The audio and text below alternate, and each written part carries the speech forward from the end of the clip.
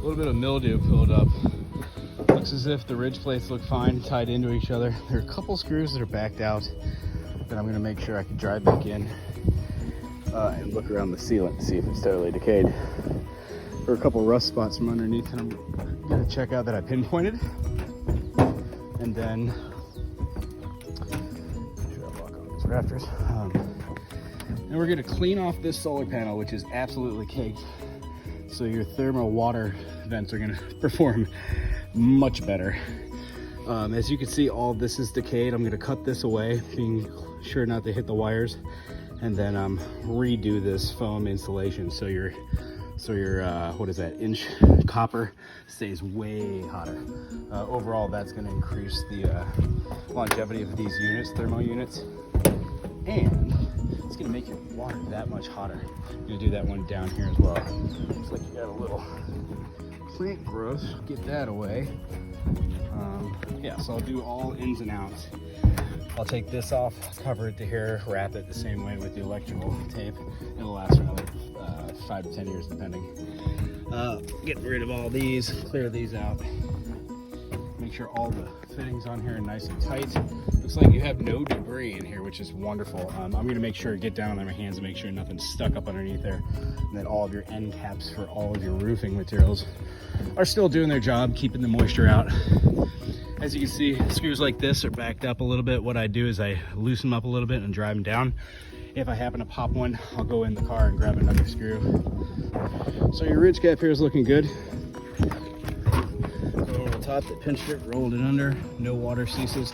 This could use a little bit more right here. As you can see, this nail is completely backed out. So just gonna make sure that all these that are holding any metal, this drip edge, to the fascia here, that they're screwed in tight. I don't want to go over tight because this fascia here should have at least a 1/4 inch gap between the fascia and the drip edge. But your fascia doesn't seem to have any water damage whatsoever. So I'm gonna walk the line here, show you this. We're just gonna go up and down here, soak this with a lot. Looks as if most of the weather you get hit from this side over here. These solar panels are looking very clean too. I don't want to cut into water for today.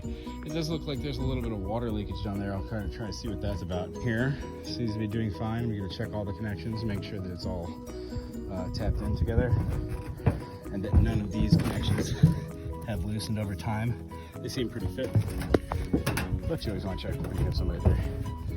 Bridge cap again, looking good. You got to nail back a couple different ends here.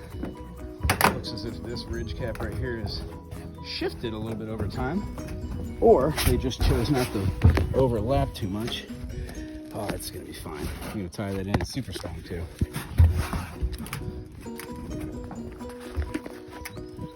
Got a little bit of degradation down here where it's rusting off, and these pieces will flutter and flake, but over a period of time, in the next 5-6 years, you'll see more of this wearing away. It's oxidizing.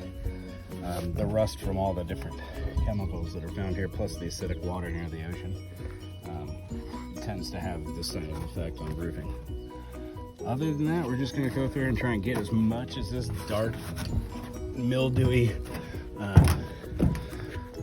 rusty looking material off the top of here. If nothing else, this is proactive. Giving it a nice good soak is going to help protect it for any further damage, which I guess is the most important thing.